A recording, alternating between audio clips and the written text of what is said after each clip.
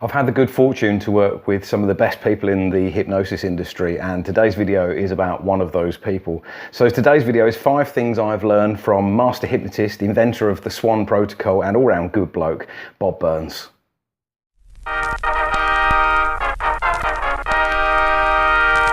Wow.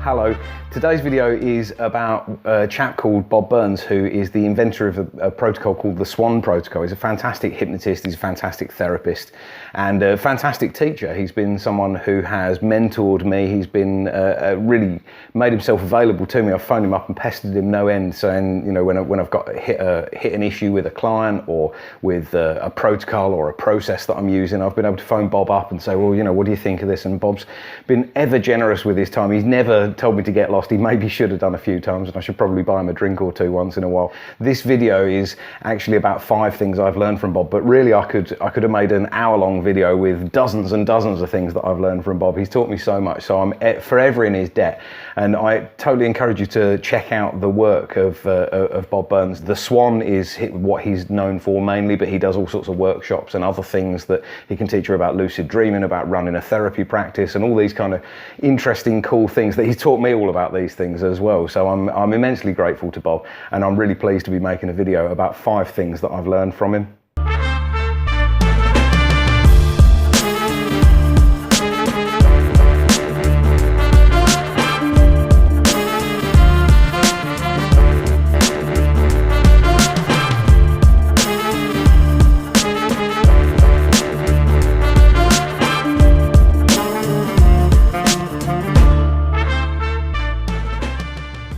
One of the things that many therapists struggle with when they first start working with clients is taking on the responsibility of what the outcome of that session is. They've been trained and they've done their job and they've done everything as they should do, and if the client doesn't actually achieve the change that they want to achieve, they take it on personally. They take it as a personal failure.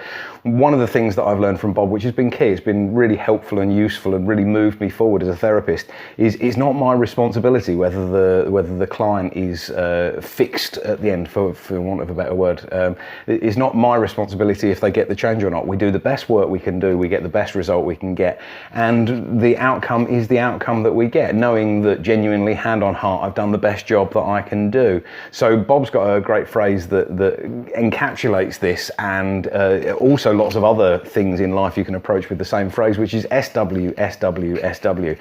And that stands for some will, some won't, so what? And you can apply that to all sorts of things. You can apply it to whether a client turns up, some will, some won't, so what? Whether a client implements the change that you work on in a session.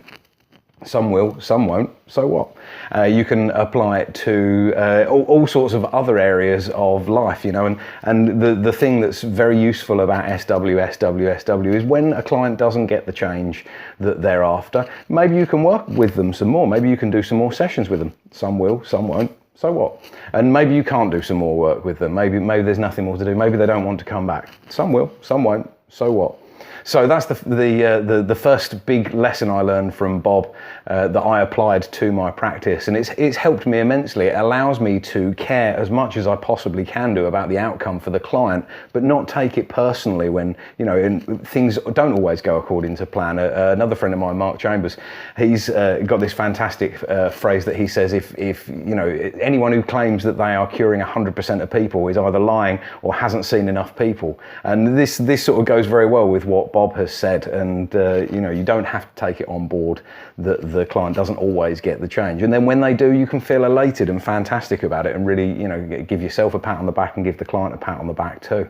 So that's it. SW, SW, SW. Some will, some won't, so what?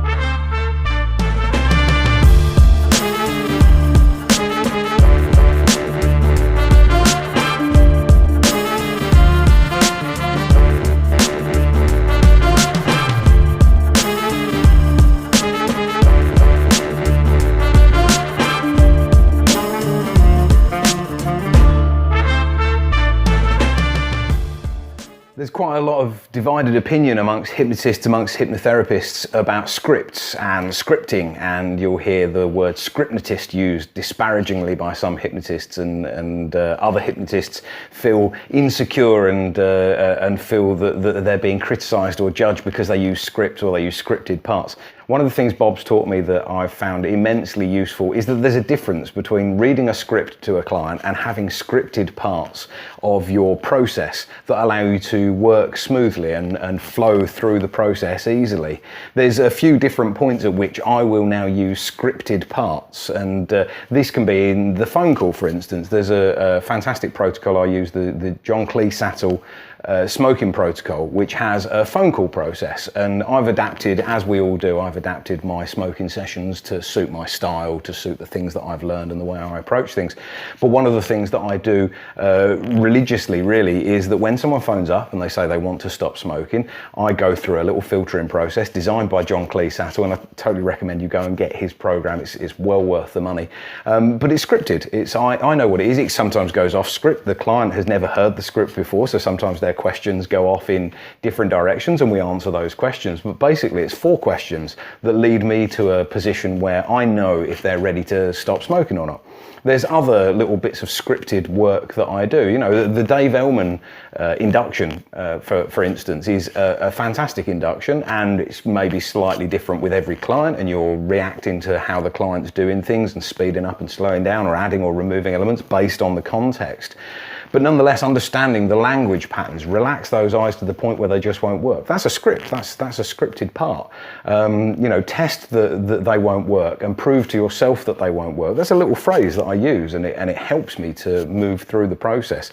And if I avoided saying these little bits every time and these little sections every time, then I'd have to be constantly reinventing the wheel, and there's no point. So one of the things that I learned from Bob that was really useful is there's a difference between reading a script and knowing the parts and being scripted and understanding how these little key bits, little gold nuggets of information, of process, can help you to become more efficient and better at your job. And at the end of the day, that's what counts. If it makes you better at your job, then there's no judgment there. You know, it's really just a process that helps you do your job better, and that's nothing but a good thing.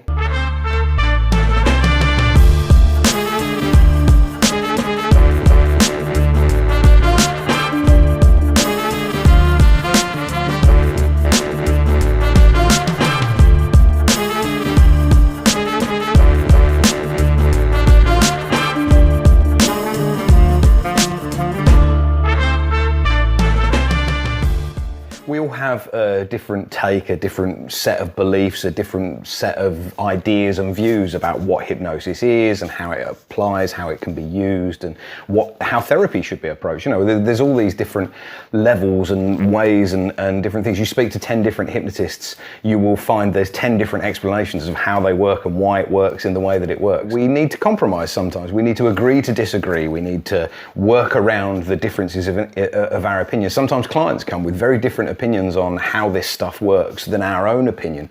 So one of the things that I've learned that's very useful from Bob Burns, a really simple phrase, real or imagined.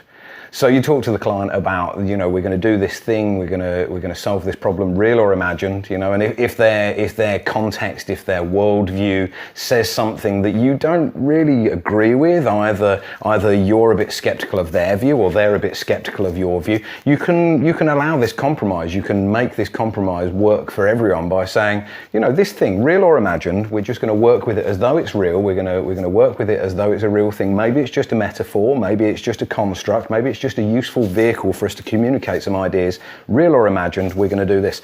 This has been massively useful for removing some of the conflicts. You know, we get caught up in our own heads. As therapists, sometimes we get caught up in our own heads in the process, in the what's real, what's not, trying to be honest with people, but at the same time trying to lead them down a path without alerting them to the fact that they're being led in a certain direction. Certainly as a hypnotist, you have to sometimes, what's sometimes known as telling lies to children, you have to tell the client what they need to hear to make the effect happen, and sometimes people are a little uncomfortable with that. And this phrase, real or imagined, is very useful in this phrase. So that's the next thing I learned from Bob Burns, is real or imagined. It's also worth noting that sometimes this breaks down. Recently I had an experience. I watched Bob Burns' sequel to his original Swan DVD, which is fantastic. Both the Swan DVD and the second one, The Swan Speaks, I thoroughly recommend you go and get them because they're fantastic.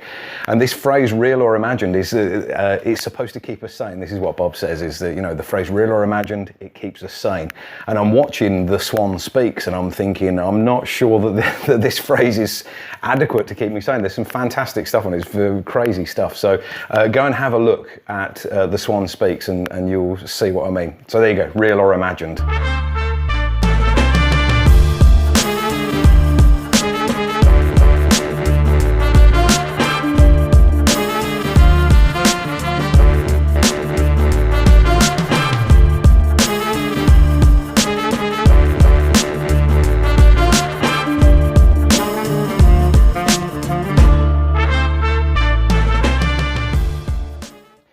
Something that we don't really talk about in the world of hypnosis, something that hypnotists are not necessarily reluctant to talk about, but you won't find them bringing the subject forward very often as a thing that we need to discuss. And that's the concept that everybody fails sometimes. Everybody does things. They do an induction, it just doesn't work. They try an intervention, it just doesn't work. They try and communicate with the client and the client just doesn't understand what's going on. Everybody fails sometimes. And when I first sat in a classroom and with Bob at the front, and I didn't know Bob at the time, you know, other than that we may have talked for a couple of minutes before the class and said hello. So I didn't really know him. And I was delighted, shocked and surprised and I, you know, I didn't really know how to take it when Bob started telling me about that he fails all the time. He fails. And I'd never heard another hypnotist admit this before. I knew that I'd failed sometimes, but I'd never really heard another hypnotist talk very much about how much they fail and, you know, things that happen. And he was talking about the fact that he hears other hypnotists talking about, oh, I cure everyone in one session, I help everyone, and I'd never a problem I haven't been able to help with. And he, somewhat tongue-in-cheek, said, well, that makes me the worst therapist in the world because I see people, you know, 5 days a week I have people coming through my therapy room and I fail regularly. I have people sit there and I can't work with them, I can't help them, I can't get them to where they need to be. Maybe I succeed on some stuff, but there's, you know, there's failures all the time. And that's not to say that he always fails. That's not to say I always fail or any of us always fail. But to accept that sometimes we fail is, it just allows us to accept the wins and accept the successes and to understand that it's not really our responsibility to make sure the client succeeds. It's our responsibility to do the best job we can and help them in the best way we can. But sometimes we can't. Everybody fails sometimes.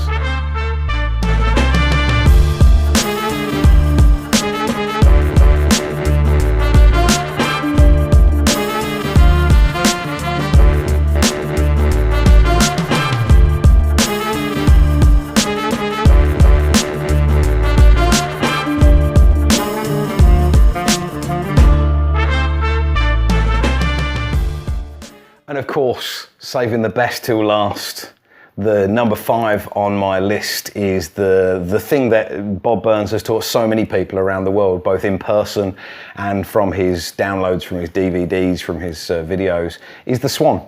The Swan, a fantastic protocol for direct communication with the subconscious mind, a way of talking to the subconscious mind that doesn't need to involve trance, doesn't need to involve altered states, doesn't need to involve complicated explanations as to states and you know, altered perceptions and any of these things. All of these things can be brought into it, but in and of itself, it's just a really simple technique of put your hand like that, talk to the subconscious mind, ask for some feedback, ask for some interaction, some communication, get to the root of the problem and make a change. And I've seen what really, I hesitate to use the word, but I've seen miracles. I've seen Bob do things, I've seen other people do things, I've done things in my own sessions that I look back at them afterwards and I think, did that really happen?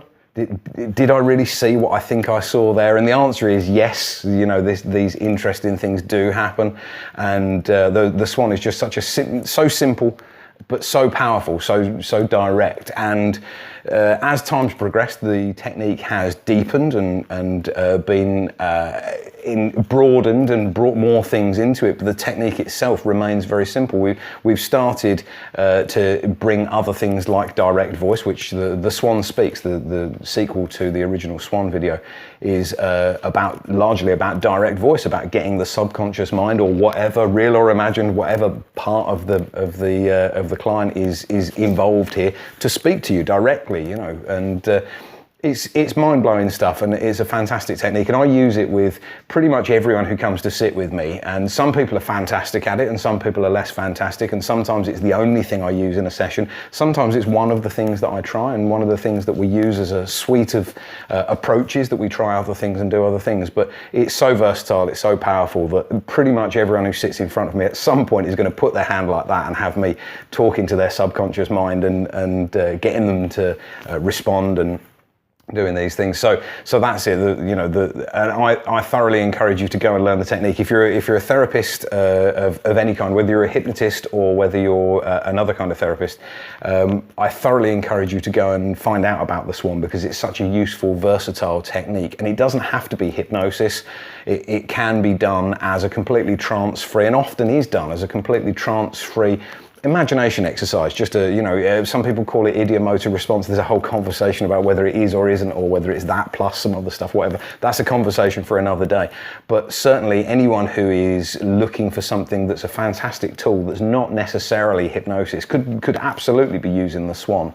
So this is the fifth thing that I've learned from Bob, and as I said before, there's so many things that I could comment on and bring into this video. I could spend an hour talking about all the things that Bob has taught me, and all the things that I've learned, and how I've improved my business and my practice as a therapist, and all these things that I could go on for a long time, but I've had to limit it to 5. So hopefully you've enjoyed watching this video. If you have, give us a thumbs up, give us a like, follow the channel, all those usual things everyone asks you to do every time you watch a video on YouTube. So do all those things. I would really appreciate it. That would be fantastic.